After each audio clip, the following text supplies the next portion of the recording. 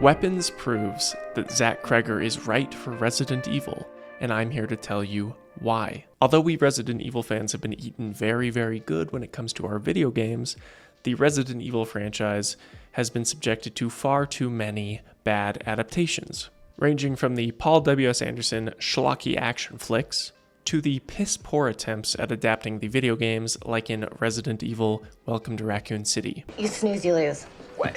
Still a sandwich now. Oh, and they made that one really weird Netflix show. Change me, baby, but look at where I ended up. But there is a new Resident Evil adaptation on the horizon. A somewhat controversial reboot because of what it plans to do, but it is still one that I am very excited for. I have faith that Zach Cregger will finally do something good with the Resident Evil franchise that these adaptations have failed to do time and time again. And Weapons showcases why that is and why this man knows what he's doing, especially when it comes to Resident Evil. Before we get too deep into the video, please go ahead and leave a like. It really helps the channel out a lot. And I'm also going to be spoiling Weapons and Barbarian, so make sure to go watch those before coming back to finish this video. This is a true story that happened in my town. Weapons follows various characters through the town of Maybrook after a tragedy. A classroom full of children flee into the middle of the night, seemingly of their own free will. At 2:17 in the morning, every kid woke up, walked downstairs, and into the dark, and they never came back. The movie follows how this affects various characters throughout the town, starting with the teacher of the classroom that disappeared, and then to the father of one of the students that went missing. This tension builds and builds until we find out the truth behind Weapons and the truth of what happened to these kids. A witch. A witch happened. Are you watching? Weapons is a suburban fairy tale. What initially starts off as a suspenseful, terrifying mystery, tonally full of nightmarish dream sequences and eerie imagery, shifts into a gruesome and bloody horror comedy by the second half. The fear and mystique unravels into an over-the-top zombie gore fest, and it's awesome. It's especially unexpected if you went in expecting an A24 elevated horror film.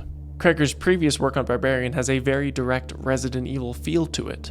When a young woman, Tess, gets stuck at a sketchy Airbnb with a suspicious house guest named Keith, she quickly discovers that not all is as it seems. The location itself is a pristine suburban house surrounded by a disheveled Detroit neighborhood. The outside appearance of Barbary Street is what pushes her to stay inside, but it isn't what keeps her there. In the basement of the house is a secret passageway, one that holds dark secrets. Tess and Keith venture into the tunnel as it goes deeper and deeper until... I'm not going back!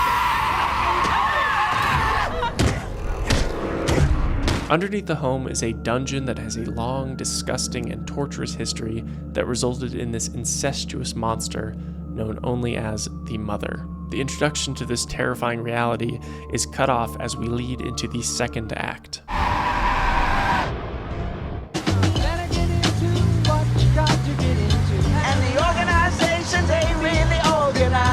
Like a bucket of ice water, the comedic tone hits us hard.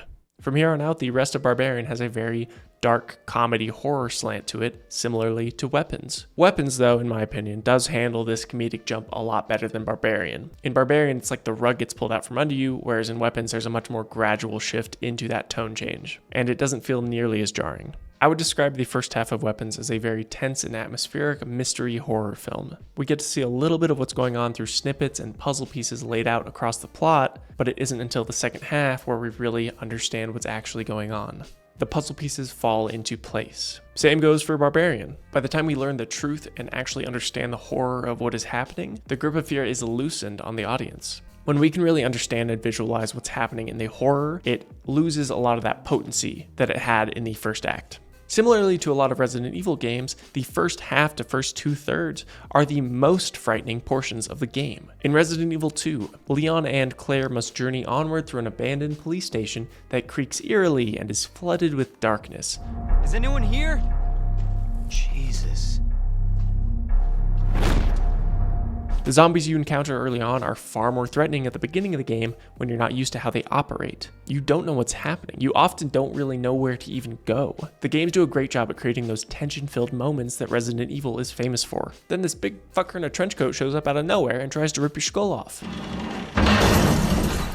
Jesus Christ! But it isn't until the final third where you finally start to understand what is happening, where you become more comfortable with the creatures and the fear. Sure, it's not nearly as scary as it was in the first half, but it becomes a lot more fun. The action is more intense, there's more gore, there's more monsters, there's more weapons, and the tone goes from straight up horror to action horror. The same can be said about weapons. After we discovered that the witch named Gladys had cast a spell to lure the children from their homes in order for her to steal their youth, her plan backfires on her in the end. In a hilarious display of dramatic irony, the children chase her down in their weaponized forms and pull her limb from limb on the front of someone's suburban lawn.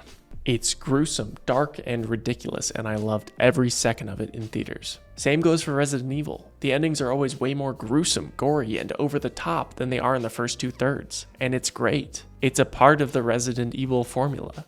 Zach Cregger has said that he is a huge fan of these games, and I personally believe him, because the way he talks about the Resident Evil franchise and why he loves it is the exact same reason I love this franchise. I am the biggest worshipper of the games, so I'm telling a story that is a love letter to the games and follows the rules of the games. Now, it's not exactly new for a fan to get the chance at adapting a Resident Evil game. We've seen it time and time again. Similarly, Johannes Roberts claimed to be a fan of the games before adapting Resident Evil Welcome to Raccoon City, but I don't know if I entirely believe him considering the outcome. You ugly fuck! Oh shit! I've had an inkling for a while now that Zach Cregger would be able to make an excellent Resident Evil adaptation, ever since I first saw his work back on Barbarian. The way that movie is able to create the same tone, tension, and atmosphere that can be found in a lot of Resident Evil games immediately caught my eye. The pure concept of having characters delve deeper and deeper into unknown depths and horror is the core fear that Resident Evil is able to generate. Leon and Claire crawl their way through the RPD into the labs below. Jill and Chris fight their way through this architectural nightmare that is the Spencer Mansion into the labs below. There's a lot of labs below in Resident Evil. Zach Cregger puts it best. Those games pioneered something special.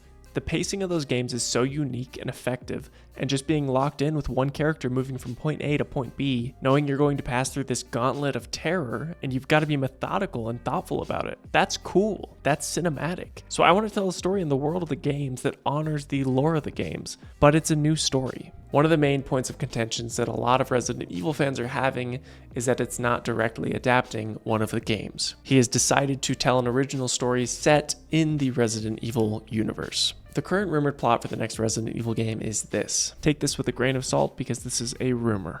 Brian, played by Austin Abrams, a laid-back organ courier, is sent on a late-night delivery to Raccoon City General Hospital.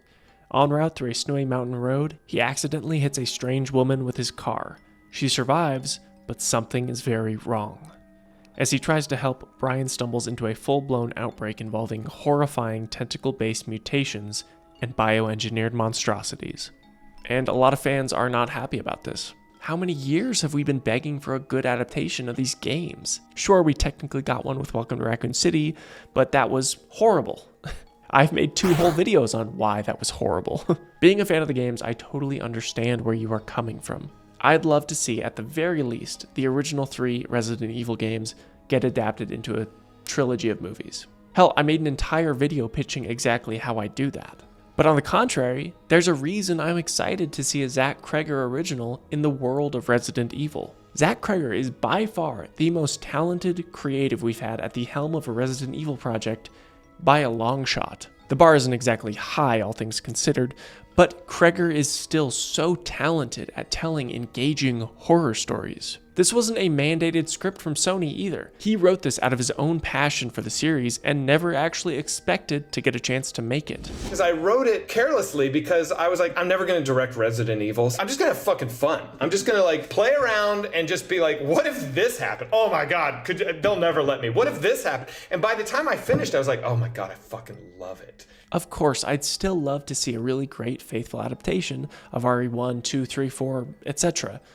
But I also really like hearing new stories. I'm excited to hear stories that we haven't already experienced. We've seen Leon and Claire's journey through the RPD in Resident Evil 2, so I don't really feel the need to see it in a much less engaging medium. The story was already told so well in the remake and the original. I wouldn't complain about a good, faithful adaptation of this franchise, but I understand that a lot of people want to tell new stories. The Resident Evil franchise is ripe with potential for original stories. Isn't that what Resident Evil 7 Biohazard was? It was a mostly self-contained narrative set in the world of Resident Evil, and it was awesome. It was amazing, and it definitely reinvigorated the Resident Evil franchise after the flop that was Resident Evil 6. It was basically detached from the rest of the Resident Evil games. Sure, that weird looking guy called Redfield showed up. I'm Redfield. But that still leaves 99% of the game untethered from the other Resident Evil stories. Weapons and Barbarian proved that Zach Cregger is right for Resident Evil because of how well he is able to handle the transition of tone and atmosphere from straight up horror to horror with a slight comedic and over the top tone. I totally understand where you're coming from if you're very disappointed that this is not a direct adaptation. But have you considered that if this is successful and well received, it could lead to us getting more direct adaptations? If this is a great movie that performs, people are going to want to see more Resident Evil movies. I could see a new wave of these Resident Evil adaptations being made by, or at the very least produced by, Zach Cregger, and knowing how talented he is, I know his standards are high. This is the first time I've actually been excited for a Resident Evil adaptation, and I don't really feel like that excitement is misplaced. So are you like me and excited for this new adaptation, or are you a little bit ticked off that we're not going to be seeing these games get adapted into a movie? Tell me what your ideal Resident Evil movie would be in the comments down below. I hate to interrupt, but we talked about this on my podcast, Hate to Interrupt. Make sure to check that out in the description down below. Thank you all for watching, and I will see you next time.